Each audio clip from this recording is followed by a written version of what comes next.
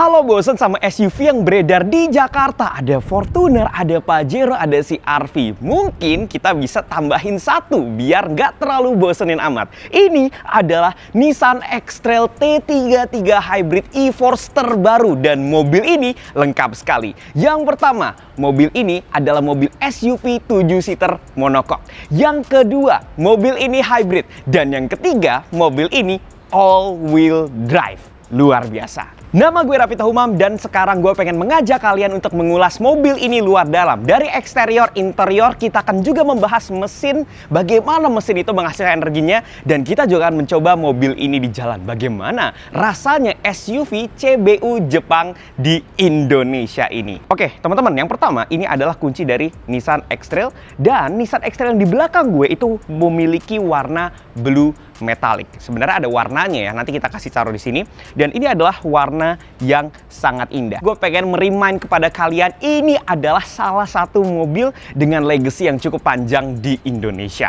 Nissan X-Trail sendiri sudah generasi keempat di Indonesia. Yang pertama adalah T30 di awal tahun 2000-an, kemudian ada T31. Dan dua generasi ini adalah Nissan X-Trail yang memiliki desain yang mengotak. Kemudian ada Nissan X-Trail T32, yaitu adalah generasi ketiga yang ada di Indonesia yang mulai bentuknya sedikit membulat. Namun semenjak saat itu Nissan X-Trail sudah lama ya, mereka di facelift. Kemudian ada apa? Ada sedikit kekosongan gap di situ. Dan akhirnya Nissan Indonesia memasukkan ini. Ini adalah Nissan X-Trail T33, generasi keempat dari Nissan X-Trail, dan mobil ini di Indonesia adalah mobil hybrid. Ternyata Nissan X-Trail di Jepang itu sudah launching beberapa tahun yang lalu untuk T33 ini. Dan di Jepang itu memiliki 3 pilihan trim. Yang pertama adalah Nissan X-Trail bermesin bensin dengan 1500 cc turbo. Kemudian ada Nissan X-Trail bermesin hybrid front wheel drive, penggerak dua roda. Dan yang trim paling tinggi adalah Nissan X-Trail hybrid dan penggerak 4 roda. Dan itu yang ada di Nissan X-Trail di samping gue ini, teman-teman. Jadi Nissan Indonesia memasukkan Nissan X-Trail dengan trim tertinggi, dengan mesin hybrid serta penggerak 4 roda. Oke, gue pengen menunjukkan ke kalian dapur pacu mobil hybrid SUV 7-seater ini. Wow. Oke, kita mendekat dulu. Nah, gue sempat menyinggung kalau mobil ini adalah mobil hybrid. Dan benar, mobil ini punya mesin bensin 1500 cc 3 silinder variable compression turbocharger. Tenaganya sekitar 140 horsepower-an, teman-teman. Tapi itu nggak penting, karena mesin tersebut itu hanya digunakan untuk mengisi cadangan baterai, mengisi daya ke baterai, yang dimana baterai tersebut akhirnya akan menggerakkan motor listrik yang berada di depan dan juga di belakang. Jadi tidak ada koneksi langsung antara mesin gearbox dan juga ban atau roda. Hanya ada koneksi antara motor listrik dan juga roda. Motor listriknya ada dua, yang di depan ini tenaganya adalah 203 PS dan 330 Nm. Tapi gue sempat bilang kalau mobil ini adalah mobil all-wheel drive. Jadi di bagian belakang dia ada lagi satu motor listrik. Dan satu motor listrik tersebut itu punya tenaga 135 PS dan 195 Nm. Secara matematika kita bisa mengkalkulasikan itu semua dengan angka yang cukup tinggi hasilnya. Tapi sebenarnya kalkulasinya tidak seperti itu, teman-teman. Ketika digabungkan, kedua motor elektrik tersebut bisa menghasilkan 214 PS dan 330 Nm. Ini adalah angka yang sangat sehat dibanding mobil-mobil SUV lain, seperti contoh kita bisa ambil Toyota Fortuner dengan 2800 cc dieselnya menghasilkan tenaga 200 PS-an ya, dengan torsi 500 Nm. Kemudian Mitsubishi Pajero juga punya sekitar 184 PS ya, dan kemudian Honda CR-V Hybrid juga sekitar 200-an PS. Nah, itu adalah tenaga yang sehat di atas kertas. Tetapi di jalan raya, mobil ini jauh lebih enak dibandingkan dengan mobil-mobil SUV yang non hybrid yang sebelumnya gue sebutkan. Akselerasi 0 sampai 100 km per jam itu bisa tuntas dengan hanya 7 detik saja. Bahkan beberapa orang mereka bisa mencetak di angka 6 detikan saja. Dan karena dia itu adalah motor elektrik, dia tidak punya gearbox dengan beberapa pilihan rasio untuk menggabungkan tenaga tersebut. Dan konsumsi bahan bakar mobil ini ketika digabungkan WLTP adalah 15,8 km. Secara angka memang bukan angka yang luar biasa kalau kita ngomongin ngomongin mobil hybrid. Karena mobil hybrid di luar sana ada yang bisa lebih dari itu, bahkan 1 sampai 20. Tapi kalian harus ingat, ini adalah SUV 7-seater yang nyaman. Jadi mungkin kalau kita bandingkan dengan yang lain, ini adalah angka yang cukup fantastis. Bagian depan dari Nissan X-Trail T33 Hybrid e-Force terbaru ini itu sangat-sangat luar biasa baik. Memang beberapa tahun kebelakangan Nissan itu merubah sedikit bahasa desainnya, makanya sekarang Nissan itu memiliki kebanyakan headlamp dan juga DRL yang split seperti ini. Tapi ini adalah eksterior yang gagah, dan memang dibandingkan dengan X-Trail sebelumnya, katakan di T30, T31, dan juga T32, di dua generasi pertama agak mengotak, kemudian di satu generasi terakhir sudah agak membulat, dia balik sedikit mengotak. Tapi disesuaikan dengan gaya Nissan yang baru, dan di sini ada grill yang juga cukup besar dan logo Nissan yang baru, jadi tidak timbul teman-teman. Dan di bagian bawah ini ada grill. Tapi yang unik dari grill bawah ini bisa ditutup atau dibuka dengan otomatis.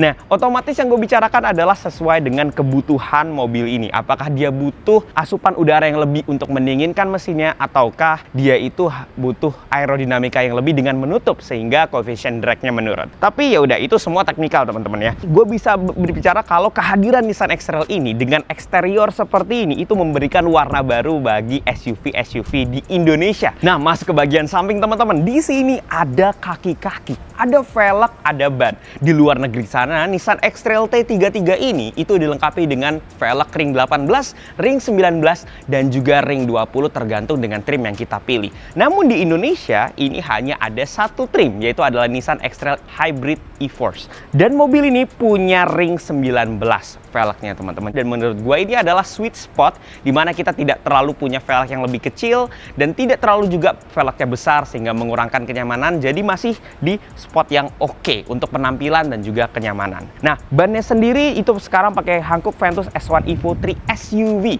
Ini adalah pilihan ban yang cukup oke dan unik. Dan teman-teman, kita lihat di spionnya akan ada beberapa titik dari kamera 360, karena memang sudah ada intelligent surround view monitor dari mobil ini yang nanti kita juga akan lihat. Dia itu punya tulisan e-Power menandakan kalau mobil ini adalah mobil hybrid dari Nissan yang sama sistemnya dengan Nissan Serena e-Power, salah satu contohnya. Kemudian layaknya sebuah SUV teman-teman, di bagian bawah sini itu ada mud guard ditempelkan ke pintu, sehingga kalau misalkan kita sedang membawa mobil ini off-road ringan gitu ya, itu tidak kotor gitu ya. Jadi kita masih bisa untuk masuk dan keluar tanpa celana kita kotor. Ini adalah fitur yang harus ada di SUV-SUV. Seperti SUV lainnya, di sini ada roof rail, dan desain samping dari mobil ini itu positif.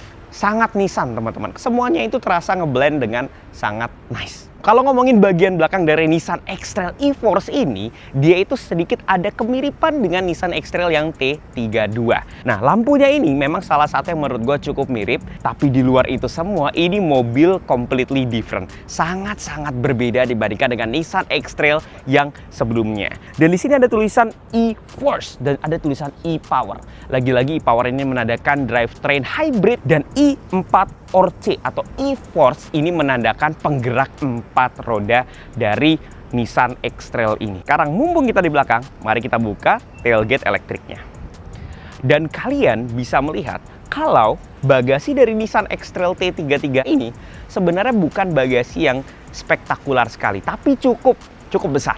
Ya, kalau misalkan kondisi dengan 2 row seperti ini, kemudian row ketiganya dilipat, kapasitasnya sekitar 485 liter sekian teman-teman. Tapi ketika kita tarik yang bagian belakang seperti ini, kapasitas mobil ini langsung mengecil jadi sekitar 170 literan. Posisi yang cukup saja, nggak lebih nggak kurang. Oke, sekarang kita akan masuk di interior Nissan X-Trail Hybrid e-Force terbaru teman-teman. Ini semua interiornya total berubah. Semuanya. Dan ini semua sudah mengikuti bahasa Nissan yang baru. Tapi sebelum kita membahas, kita akan menyalakan mobil ini karena panas sekali teman-teman. Start-stopnya itu berada di bagian bawah. Tinggal kita nyalain aja. Dan ketika dinyalakan, baterainya sudah ada cukup. Kita tidak perlu untuk mendengar suara mesin itu menyala. Dan karena dia punya kompresor AC yang juga pastinya elektrik, kita bisa ngadem di dalam mobil tanpa suara mesinnya terdengar. Oke, Teman-teman, yang pertama kali kita lihat yaitu adalah di sini ada dua buah layar yang besar. Infotainment sistemnya di 12,3 inch dan ini adalah gauge clusternya di 12,3 inch juga. Jadi besarnya itu sama, informasi yang berada di infotainment system ini sangat lengkap teman-teman. Dan grafisnya juga cukup oke dan juga dia bisa Android Auto serta Apple CarPlay. Tapi sayangnya untuk Apple CarPlay memang bisa dilakukan secara wireless, tapi untuk Android Auto itu hanya bisa dilakukan melalui wire. Ini salah satu fakta unik yang mungkin tidak banyak orang tahu karena di Jepang sana itu Wi-Fi 5 GHz itu tidak boleh digunakan di luar rumah. Android Auto yang rely ke Wi-Fi 5 GHz itu tidak bisa dilakukan secara wireless, melainkan harus melakukan wire. Tapi yang gue suka dari infotainment system 12,3 inch ini, dia itu masih punya tombol-tombol fisik teman-teman. Jadi kita bisa mengatur berbagai hal seperti brightness, kemudian volume, kamera 360, itu semuanya masih bisa kita pencet dan dia itu langsung muncul tanpa kita harus untuk memencet touchscreen-nya. Dan ini AC-nya, meskipun ini adalah mobil tahun 2025 teman-teman, dan mobil ini hybrid seperti mobil-mobil kekinian, AC-nya tidak perlu dioperasikan melalui infotainment system. Dan itu adalah salah satu poin yang sangat oke bagi gua teman-teman. Dan AC ini triple zone, jadi kita bisa mengatur untuk zona pengemudi, zona penumpang, kemudian penumpang baris belakang, dan semuanya bisa diatur melalui sini. Dan karena ini adalah CBU Jepang teman-teman, maka di sini ada heater, tapi tidak dengan ventilated seat. Salah satu catatan yang mungkin cukup unik ya, karena di Indonesia pastinya kita akan lebih membutuhkan ventilated seats dibandingkan dengan heated seats. Tapi nggak apa-apa karena ini mobil CBU Jepang, mungkin speknya disamakan. Dan gauge clusternya ini 12,3 inch, besar sekali teman-teman. Kita bisa change display view, ada beberapa display view di sini. Dan mobil ini grafiknya semuanya oke. Kalau di bagian tengah sini itu ada beberapa opsi yang dapat kita lihat. Ada untuk multimedia, kemudian di sini ada untuk arah mata angin, ada lagi energy flow, menjelaskan mobil ini apakah dia itu sedang nyala apa tidak mesinnya. Di sini kondisinya mesinnya sedang nyala ya, dan itu akan mengisi baterai dari mobil ini. Di bagian tengah sini, di center konsolnya ini adalah bagian yang sangat kokoh sekali, tidak seperti mobil-mobil lain yang mungkin diproduksi di Indonesia atau bahkan diproduksi di negara lain. Ini mobil kokoh sekali. Ini menunjukkan kualitas CBU Jepang. Di sini ada shifter yang dimana ini sudah mengikuti bahasa Nissan yang baru lagi. Jadi shifter-shifter di Serena dan Fairlady sudah seperti ini. Ada tombol EV di sini teman-teman yang untuk mengaktifkan mobil ini di EV only, dan ada e-pedal. E-pedal ini adalah one pedal. Jadi itu adalah regenerative braking yang cukup ekstrim sehingga kita tidak perlu untuk menggunakan rem ketika melakukan deselerasi. Tombol satu ini adalah tombol yang sangat-sangat menarik karena dia itu bisa mengatur drive mode dari mobil ini. Ada off-road, ada snow, ada auto, ada economic, dan ada sport. Di tengahnya ada hill descent control. Meskipun ini adalah mobil SUV monokok, tapi dia itu adalah mobil all-wheel drive yang punya berbagai macam fitur yang bisa kita gunakan untuk off-road trip. Dan seperti SUV-SUV sekarang, kita juga punya intelligent surround view monitor, dan dia itu bisa melihat kondisi mobil dari kanan, kiri, bawah, dan dia juga punya parking aid, sensor untuk keseluruhan bodi mobil agar kita tidak ceroboh dan ujung-ujungnya bisa menyenggol mobil lain. Di dashboard depan ini itu terbagi dua, ini ada yang warna hitam, ada yang warna coklat. Yang ini adalah soft touch, yang ini adalah leather. Tempat gua duduk teman-teman, ini adalah tempat yang sangat nyaman. Nissan menyebutnya ini adalah NASA Zero Gravity. Nah, di bagian atas ini juga ada tempat untuk sun visor, ya, dan ada kontrol untuk panoramic sunroofnya yang besar di bagian belakang. Salah satu yang menarik dari Nissan X-Trail ini adalah bukaan pintu belakangnya atau bukaan pintu row keduanya itu bisa didorong terus sampai 85 derajat. Ini fitur yang memang tidak banyak dipunyai oleh mobil-mobil di luar sana agar orang itu bisa mudah untuk masuk keluar di row kedua. Terakhir gue punya Suzuki R3 Old dan itu juga bukaannya cukup lebar, tapi tidak sampai segini teman-teman. Jadi kita mau masuk ini sangat-sangat mudah.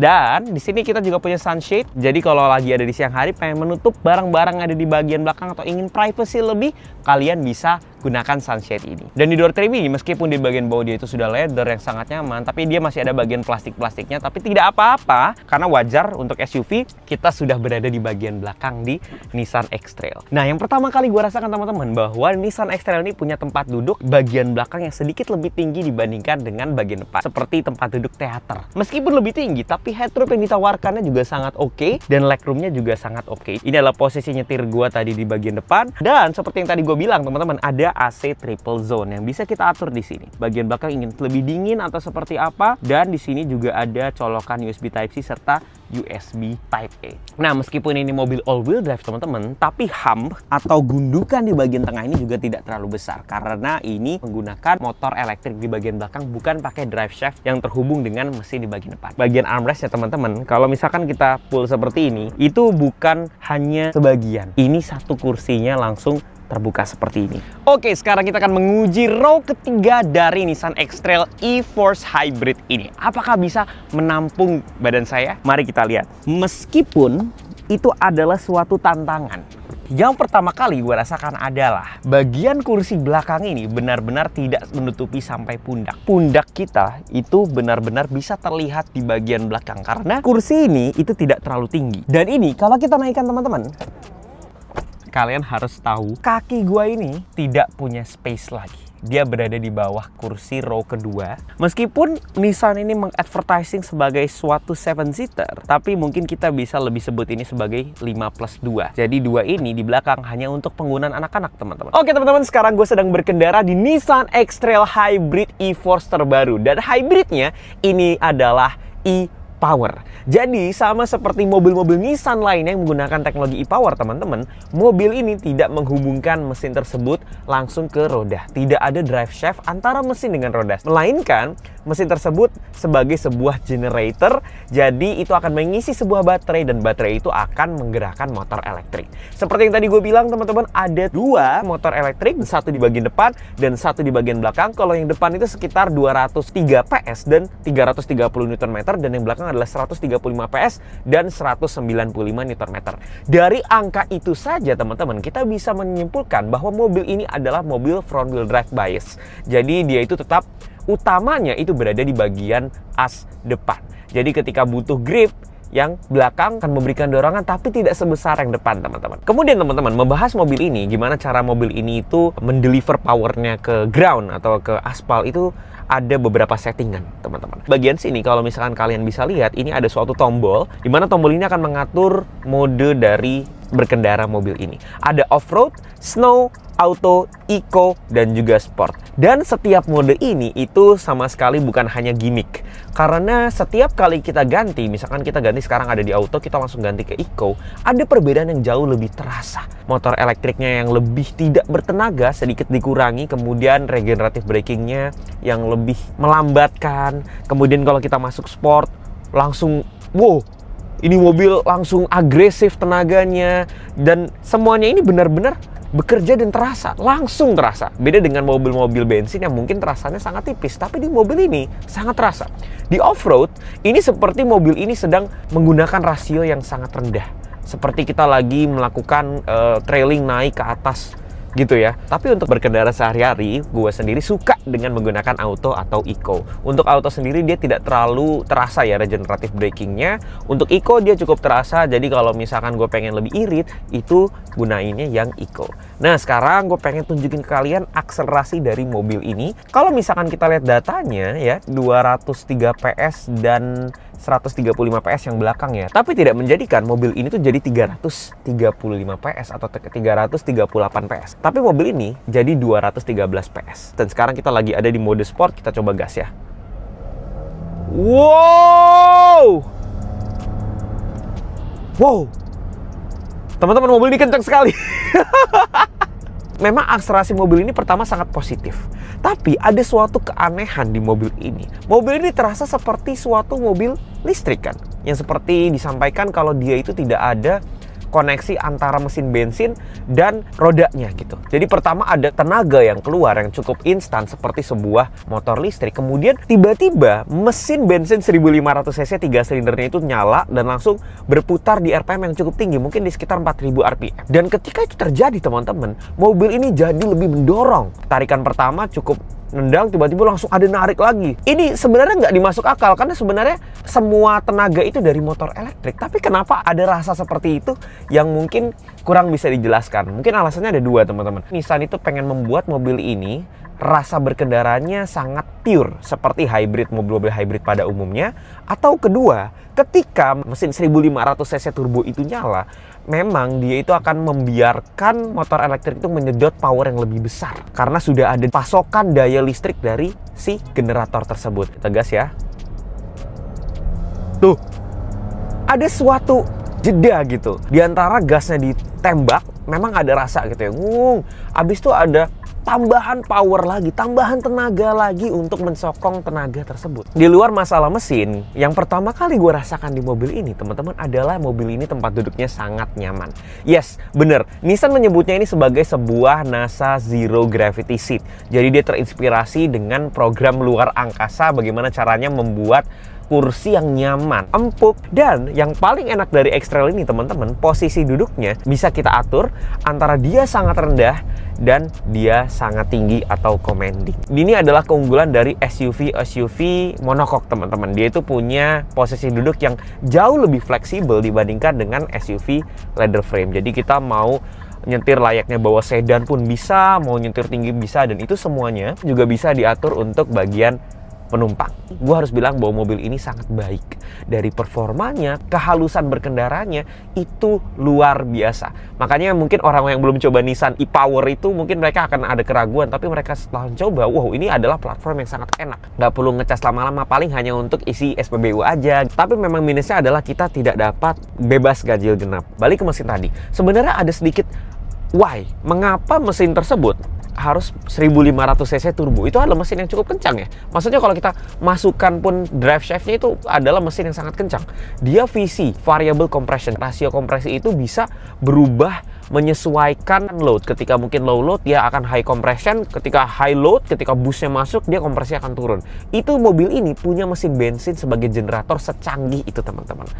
Makanya mungkin ada sedikit timbul pertanyaan, apakah mobil ini perlu kecanggihan seperti itu? Toh ini adalah suatu mesin yang digunakan sebagai generator. Tapi gue yakin insinyur dari Jepang itu jauh lebih memahami pertanyaan ini, teman-teman, dan pasti ada suatu alasan. Sebagai SUV monocoque, X-Trail ini punya pengendalian yang luar biasa. Ini kita lihat speed kita ada di 40. Dan mobil ini, wow!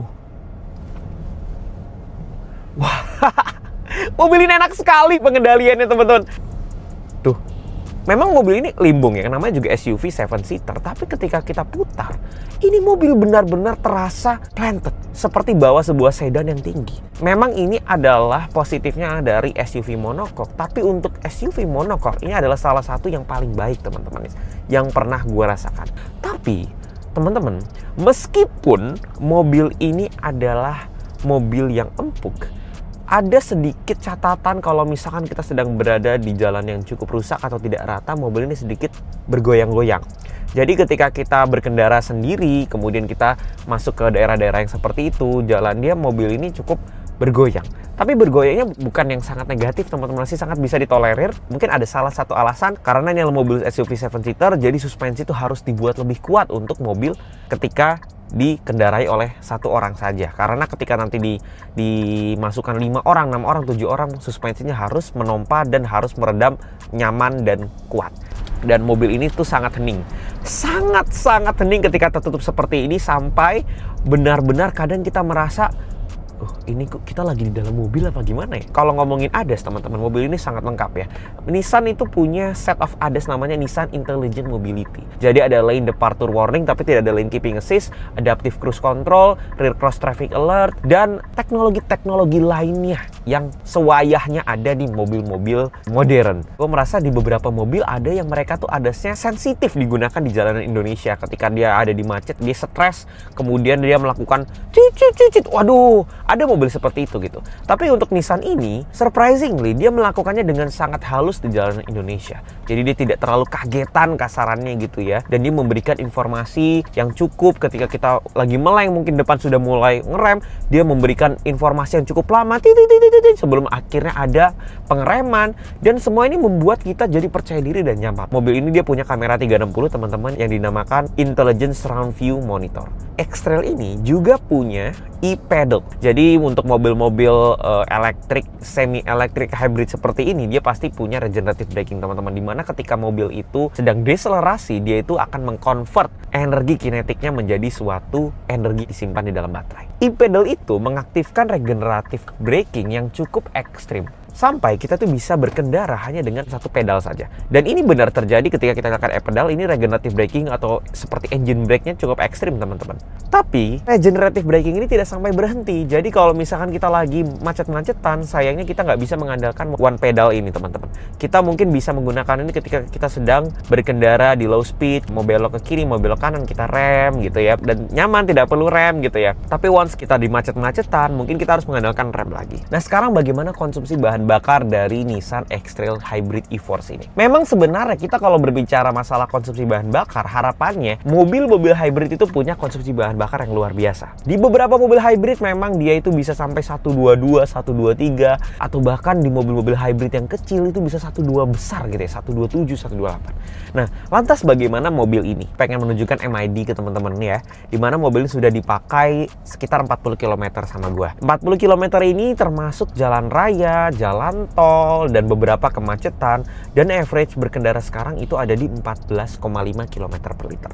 Dia memang bukan angka yang fantastis ya kalau kalian dengar, karena mungkin mobil LCGC aja bisa 14 km per liter.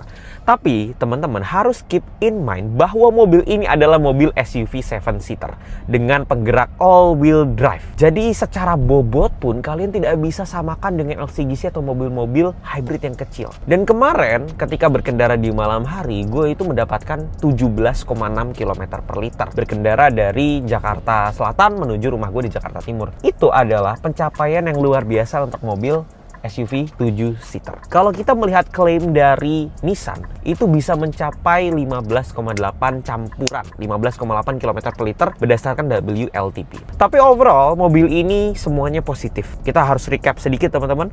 Mobil ini sangat kedap, mobil ini ADAS-nya juga lengkap, mobil ini sangat nyaman, mobil ini pengendaliannya oke, ya. Mobil ini juga kencang untuk kelasnya. Nah, teman-teman, dari semua positif tadi, apa negatif dari mobil ini? Yang pertama, row baris ketiga mungkin hanya cukup untuk anak-anak. Kemudian, mobil ini memang sangat ekonomis, sangat irit. Tapi balik lagi ketika kalian membeli mobil ini, pertama harganya cukup mahal, mungkin karena pajak yang mendeteksi dia sebagai 2 mesin, yaitu mobil ini dihargai di 800 juta. Tapi 800 juta itu dengan sistem yang terasa seperti sebuah mobil listrik. Mobil ini tidak memiliki advantage sebagai mobil listrik yang mungkin bebas ganjil genap dan pajaknya murah. Itu mungkin kekurangan dari mobil ini. Oke teman-teman, itu adalah pengalaman dalam mengemudi dan merasakan Nissan X-Trail e-Force Hybrid terbaru 2025. Meskipun dengan beberapa catatan, tapi overall mobil ini sangat-sangat positif dan baik sekali. Dengan harga sekitar 798 juta, meskipun dia bukan yang termurah di kelasnya, tapi gua rasa Nissan X-Trail Hybrid e-Force ini adalah salah satu yang bisa kita consider untuk dimiliki di kelasnya. Kalau kalian suka review seperti ini, jangan lupa untuk klik tombol subscribe, loncengnya di bawah. Jangan lupa untuk follow gue di sosial media yang lain, di Instagram dan juga TikTok @Rafito Humam juga. Sekian, terima kasih teman-teman.